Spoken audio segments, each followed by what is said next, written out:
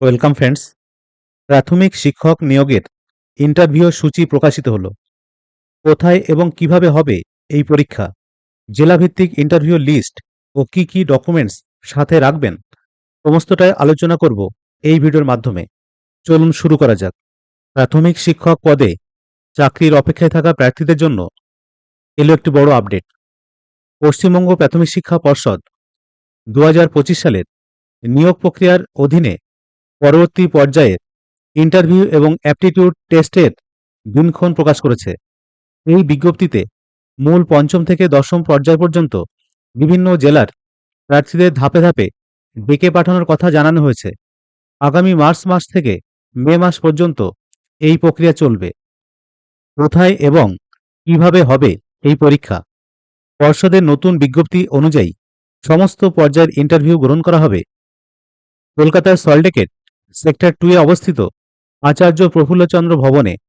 যোগ্য প্রার্থীদের ইন্টারভিউতে বসার জন্য পর্ষদের নিজস্ব ওয়েবসাইট বা প্রাইমারি টিচার রিক্রুটমেন্ট 2025 পোর্টাল থেকে নিজেদের কল লেটার ডাউনলোড করে নিতে হবে।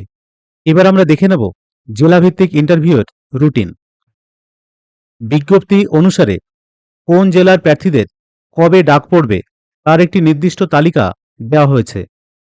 যেমন নদিয়া জেলা পঞ্চম পর্যায় 10 থেকে 13 মার্চ এবং 18-19 মার্চ 2026। পুরুলিয়া জেলা ষষ্ঠ পর্যায় 23 থেকে 25 মার্চ এবং 27 ও 30 মার্চ 2026।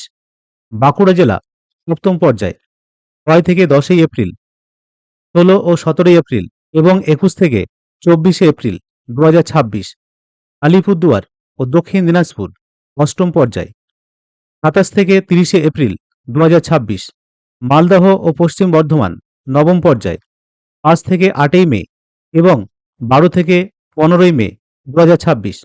বীরভূম জেলা দশম পর্যায় 19 থেকে 22 মে এবং 28 ও 29 মে 2026।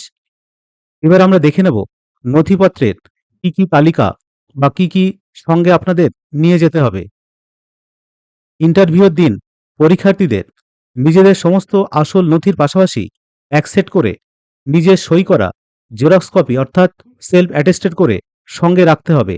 নথিপত্রের মধ্যে উল্লেখযোগ্য হল পোর্টাল থেকে ডাউনলোড করা ইন্টারভিউ কল লেটার এবং টেট পাসের শংসাপত্র, বয়সের প্রমাণপত্র হিসেবে মাধ্যমিকের অ্যাডমিট কার্ড বা শংসাপত্র, শিক্ষাগত যোগ্যতার প্রমাণ হিসেবে মাধ্যমিক, উচ্চ মাধ্যমিক এবং স্নাতক স্তরের প্রযোজ্য ক্ষেত্রে মার্কশিট ও সার্টিফিকেট, শিক্ষক প্রশিক্ষণের প্রমাণ হিসেবে ডিএলএড, স্পেশাল ডিএলএড বা বিএলএড এর মার্কশিট ও সার্টিফিকেট, সচিত্র পরিচয়পত্র হিসেবে ভোটার বা আধার কার্ড এবং 1 কপি পাসপোর্ট সাইজের রঙিন ছবি।